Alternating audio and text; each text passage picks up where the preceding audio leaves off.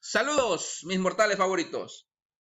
Amos Hidalgo Acosta por acá, y en esta ocasión vamos a hablar acerca de una pregunta que tiene que ver con un personaje muy enigmático en la Biblia. ¿Quién fue Melquisedec? Analizaremos una propuesta que nos presenta nuestro amigo en este libro. La propuesta: Melquisedec como el patriarca Sem, el primogénito de Abraham. Bueno, el autor aquí presenta o desarrolla tres propuestas de interpretación, tres alternativas. La primera tiene que ver como el Mesías Yeshua en su estado preencarnado. La segunda tiene que ver como Melquisedec como un rey sacerdote cuya identidad no está detallada en otras partes de la Tanaj. Y el autor aquí en esta segunda propuesta va desarrollando el tema juntamente con la interpretación de la comunidad qumramita respecto a Melquisedec. Y es una propuesta muy interesante. Pero yo voy a explicar o voy a exponer la tercera propuesta que desde mi humilde punto de vista se me hace digna de considerar y de conocer. Melquisedec como el patriarca Sem, primogénito de Noé. En esta cápsula abordaremos la tercera propuesta de interpretación. Así que sin más, vamos para allá. ¿Quién fue Melquisedec y cuál es el pasaje que encontramos en la Torá donde se nos habla acerca de este personaje? Génesis capítulo 14 del versículo 18 al 20 en la versión RB60 dice lo siguiente: Entonces Melquisedec, rey de Salem y sacerdote del Dios Altísimo, sacó pan y vino y le bendijo, diciendo: Bendito sea Abraham del Dios Altísimo, creador de los cielos y de la tierra, y bendito sea el Dios Altísimo que entregó tus enemigos en tu mano, y le dio a Abraham los diezmos de todo. Es decir, que este pasaje nos habla precisamente de este personaje. No se menciona antes de este evento y aparece en un momento crucial, importante en la historia dentro de la narrativa de Abraham, y aparece precisamente como un sacerdote y como un rey, ¿sí? Pero de ahí no hay otra mención que nos diga pues un poquito más a detalle acerca de quién es. Por eso abundan las interpretaciones al respecto. Nos dice el autor: sabemos muy poco de Melquisedec a través de lo que está registrado pues en la Biblia, pero los targums judíos y otros escritos dejan muy claro que la tradición judía lo identifica como el hijo primogénito de Noé, es decir, Sem. Melquisedec es un nombre de coronación, el que usaba cuando estaba como rey. Bueno, ¿cómo es posible esta teoría o esta postura? Pues eso es lo que vamos a ver a continuación. Fíjense lo que nos proporciona aquí el autor. Cuando Abraham regresó de la guerra, Sem, o como algunas veces es llamado Melquisedec, el rey de justicia, sacerdote del Dios Altísimo y rey de Jerusalén, vino a encontrarse con Abraham trayendo pan y vino, ¿sí? Esto pues es tomado de esta fuente que tenemos aquí registrado, y eso tiene que ver como el paralelo de el pasaje que acabamos de leer de Génesis capítulo 4 del versículo 17 al 18, ¿sí? Perdón, Génesis capítulo 14, no 4. Muy bien. El hijo de Noé, pues es Melquisedec o Sem. Pero ¿cómo puede ser esto? ¿De dónde surge? ¿O cómo podemos llegar a esta conclusión?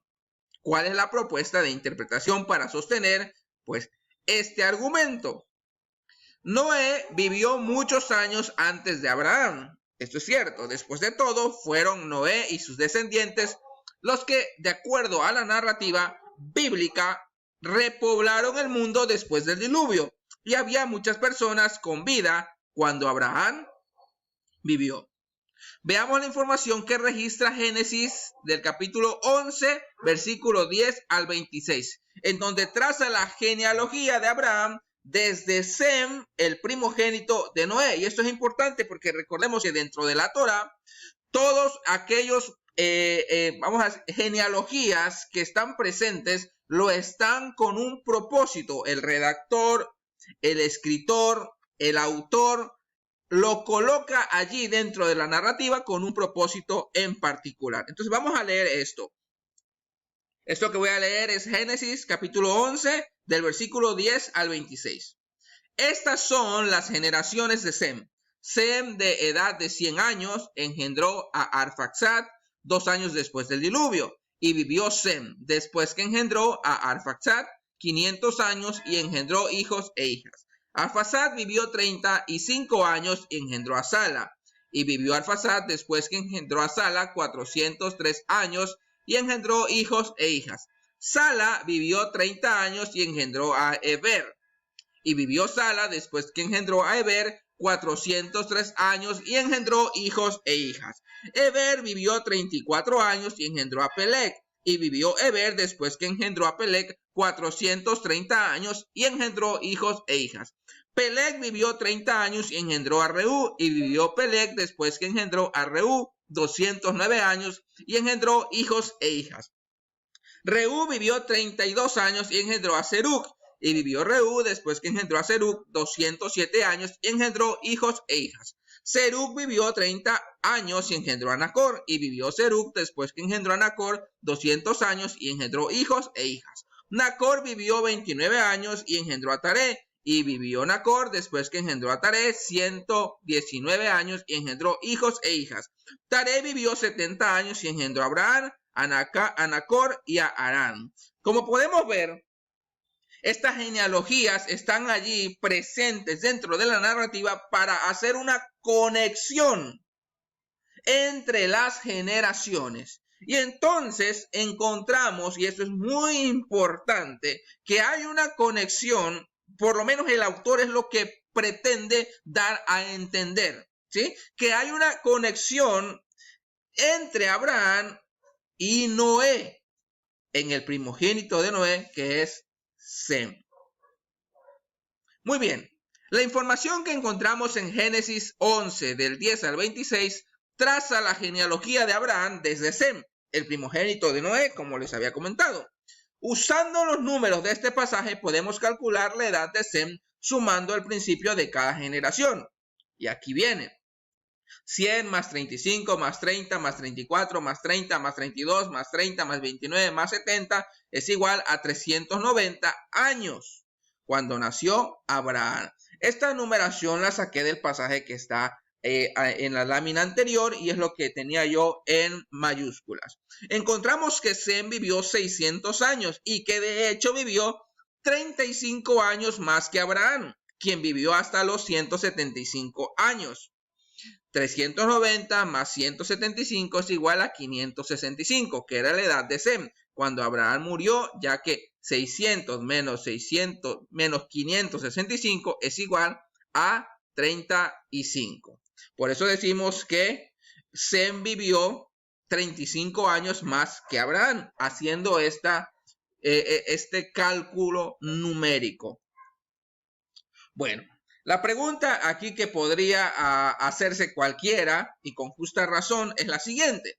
¿Realmente vivía la gente tanto tiempo en ese entonces? Muchos van a decir categóricamente que no.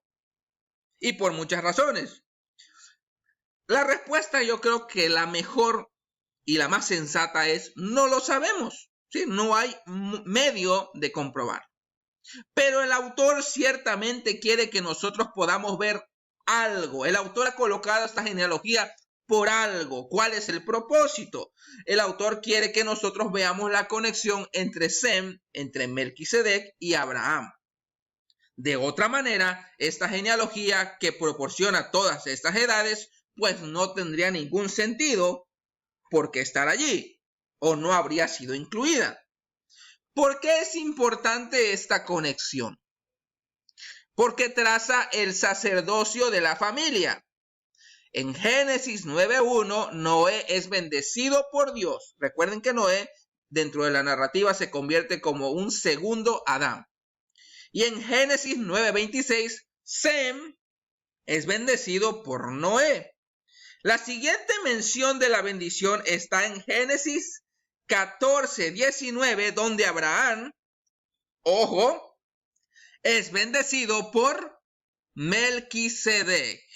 Es decir, que esta genealogía sirve para poder ver cómo se está trazando en la historia el sacerdocio a través de la bendición de una persona a otra. Por eso es que nosotros vemos cómo el autor del Génesis hace que Melquisedec aparezca como alguien que ya es conocido por Abraham y aparece en una familiaridad entre ellos como el papel, fungiendo como el sacerdote y como rey, a quien Abraham entrega sus diezmos. Bueno, aquí vienen unas preguntas que podríamos, pues, con justa razón también colocar sobre la mesa y tenemos que buscar una respuesta. ¿Qué hay acerca del lugar donde Melquisedec es descrito en la carta a los hebreos, ya entrando al Nuevo Testamento, sin padre, sin madre, sin genealogía y que no tiene principio de días ni fin de vida? Digo esto porque este pasaje precisamente de Hebreos ha dado pie a muchas interpretaciones acerca de Melquisedec. ¿No muestra esto que Melquisedec no era un ser mortal, sino más bien un ser de carácter espiritual? Porque dice que Melquisedec era sin padre, sin madre, sin genealogía y que no tiene principio de días ni fin de vida. Para nada, dice el autor. Cuando se lee un texto del primer siglo dirigido a un auditorio específico, en este caso los hebreos, debemos leer el texto a través de los ojos de los receptores originales, es decir, un hebreo del primer siglo, alguien que estaría familiarizado con las ceremonias y requerimientos judíos especiales. Recordemos que la carta a los hebreos es precisamente una carta que está destinada a una audiencia que está muy empapada de todo esta fraseología que utiliza el autor, que tiene que ver con las ceremonias y los requerimientos judíos. La carta a los hebreos contrasta a Jesús y su sacerdocio con el sacerdocio levítico y con el trasfondo que estableció ese sacerdocio, es decir, el pecado acerca del becerro de oro. A diferencia de los sacerdotes levíticos, los cuales tenían que probar su genealogía levítica, y eso lo encontramos en esos pasajes, tenían que probar dicha genealogía por 10 generaciones en el lado paterno y 5 generaciones en el lado materno.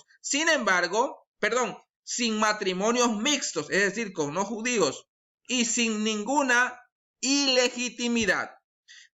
Pero en el caso de Sem o en el caso de Melquisedec, él no tuvo requerimiento alguno de presentar tal prueba. Y a esto es lo que se refiere precisamente el escritor a los hebreos. También, a diferencia de los sacerdotes levíticos que empezaban su aprendizaje a los 25 años, eran ordenados a los 30 años y se les requería que se jubilasen del sacerdocio a los 50 años de edad, es decir, con principio de días y fin de vida sacerdotal, Sem Melquisedec mantuvo la bendición por más de 40 años antes de pasársela a Abraham. Es decir, que también el pasaje de Hebreo podemos darle una respuesta y una interpretación correcta desde el sentido histórico y cultural.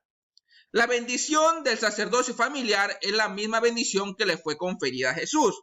La genealogía de Jesús va de Adán a Set, a Noé, a Sem, a Abraham, a Isaac, a Jacob, a Judá, a Fares y continúa hasta Isaí, David, Salomón y finalmente a Jesús. Jesús es llamado según el orden de Melquisedec porque es diferente del sacerdocio levítico. Sem Melquisedec es el primer sacerdote mencionado en la escritura. Muy bien, como podemos ver, esta interpretación resulta más que interesante. La bibliografía consultada, pues es este libro, página 28 al 30. Eso es todo y muchas gracias.